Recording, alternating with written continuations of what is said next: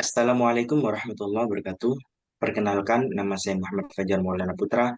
Di sini saya selaku Ketua Kelompok 4A ingin menerangkan tentang sifat kimia dan fisika untuk selanjutnya oleh Mbak Juwita. Terima kasih. Penjelasan mengenai sifat eksentif dan sifat insentif yaitu sifat materi yang bergantung pada jumlah zat tertentu, sehingga semakin banyak jumlahnya berarti semakin berat. Contohnya yaitu massa, panjang, dan volume. Dalam kehidupan sehari-hari, contohnya seperti ketika kita menyendok gula pasir kemudian dimasukkan ke dalam gelas, maka semakin banyak kita mengukur berat pula zat tersebut. Yang kedua yaitu sifat insentif. Sifat insentif yaitu sifat suatu materi yang tidak bergantung dengan jumlah atau ukuran zat. Contohnya seperti warna, bau, rasa, titik didih, titik lebur, suhu, kerapatan, tekanan, dan viskositas.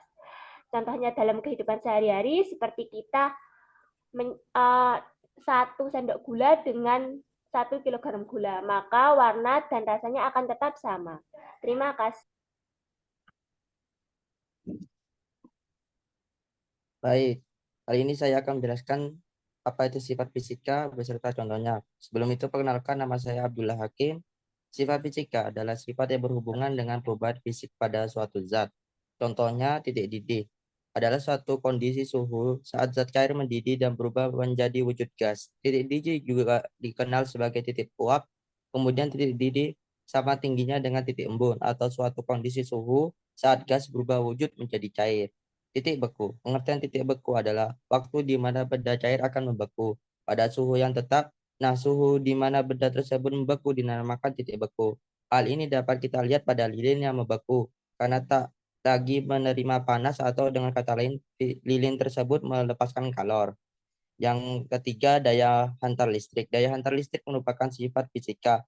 Benda dapat menghantarkan listrik dengan baik disebut konduktor, sedangkan benda yang tidak dapat menghantarkan listrik disebut isolator.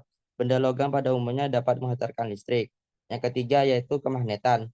Berdasarkan sifat fisika, kemagnetan benda dikelompokkan menjadi dua, yaitu benda magnetik dan benda non-magnetik. Benda non-magnetik adalah benda yang tidak dapat ditarik oleh magnet, contohnya kayu, kain, plastik. Sedangkan benda magnetik, benda yang dapat ditarik oleh magnet, contohnya besi, baja, nikel, dan kolbat. Terima kasih.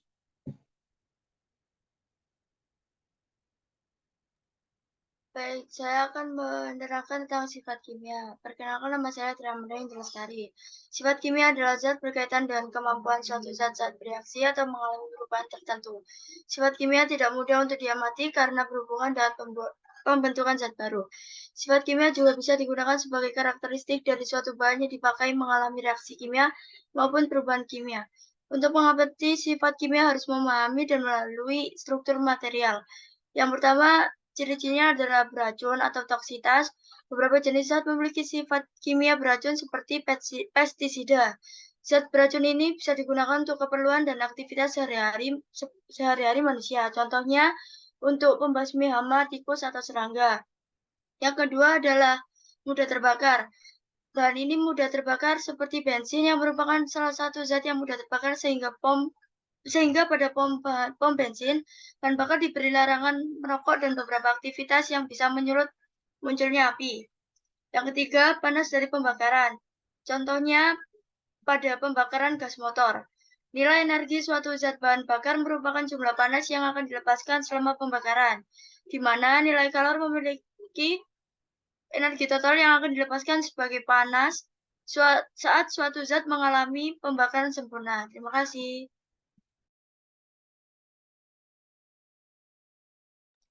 Baik, selanjutnya adalah perubahan fisika. Jadi perubahan fisika adalah suatu perubahan yang bisa kita lihat secara langsung dan tidak membentuk suatu zat baru. Perubahan fisika ini dipengaruhi oleh sifat fisika itu sendiri.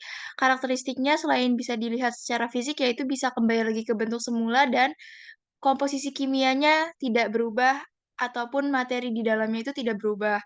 Contohnya pada kehidupan sehari-hari itu seperti es batu mencair, pemuaian rel, origami yang dilipat, air mendidih, lilin meleleh, dan pisau yang tumpul. Es batu mencair, pemuaian rel, air mendidih ini adalah salah satu contoh perubahan fisika akibat dari sifat fisika titik didih. Sekian, terima kasih. Dan yang terakhir yaitu ada perubahan kimia. Perubahan kimia adalah perubahan yang terjadi pada bentuk dan ukuran zat yang kemudian menghasilkan zat baru. Ciri-cirinya terbentuk zat baru yang dihasilkan, sifat partikel zat berbeda dengan sebelumnya, bersifat irreversibel atau tidak dapat kembali ke bentuk sebelumnya, bisa terjadi karena proses pembakaran, pengaratan, pembusukan, pemasakan, dan pengenziman. Faktor-faktornya karena adanya pembakaran, karena adanya perkaratan, karena adanya pembusukan, karena adanya peragian, dan juga proses biologis makhluk hidup.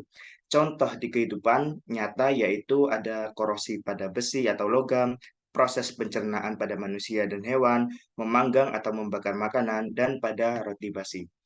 Mungkin itu saja dari kelompok kami, kurang lebihnya mohon maaf. Wassalamualaikum warahmatullahi wabarakatuh.